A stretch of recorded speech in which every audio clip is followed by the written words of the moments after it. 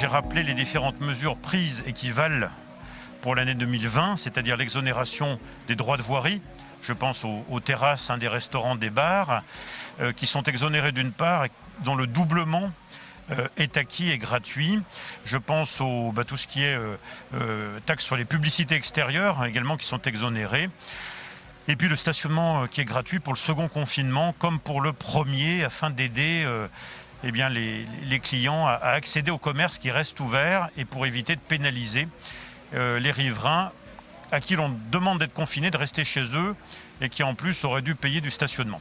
À côté de cela, en initiative municipale, c'est la dynamisation de la plateforme numérique Digitex. L'idée, c'est d'avoir sur une plateforme un référencement de tous les commerçants aixois, un référencement des associations et permettre aussi de la vente en ligne pour les commerçants et pour les associations, le tout en un seul panier. Le commerçant, ce qu'il veut absolument, y compris à travers une plateforme, c'est raisonner local.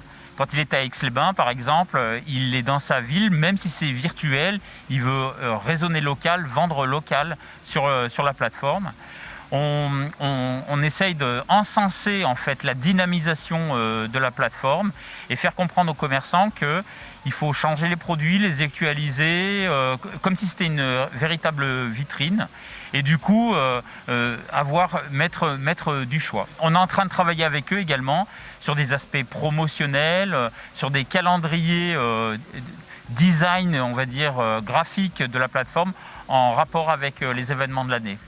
L'aspect digital est extrêmement important et aujourd'hui, un commerçant, que ce soit n'importe quel produit qu'il puisse vendre dans son commerce, il doit avoir une référence numérique, être présent, voire faire de la vente possible.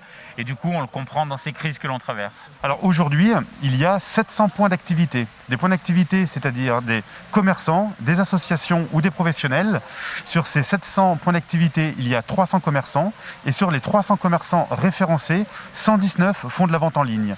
Ça représente aujourd'hui 4200 produits. L'autre, c'est un soutien, vous le voyez l'affiche derrière moi, à la FAC, la Fédération des commerçants, pour une action solidaire, que des commerçants, dans leur vitrine, commerçants ouverts, puissent présenter les produits d'autres commerçants qui sont obligés de rester fermés et de dire, attendez, pensez à eux, ils vont rouvrir et n'oubliez pas d'aller les voir le moment venu. Dernière opération, c'est des petites clips vidéo sur les réseaux sociaux réalisés par Jérôme Louveton chez les commerçants ouverts, pour les faire connaître, pour inciter les gens à se déplacer chez eux.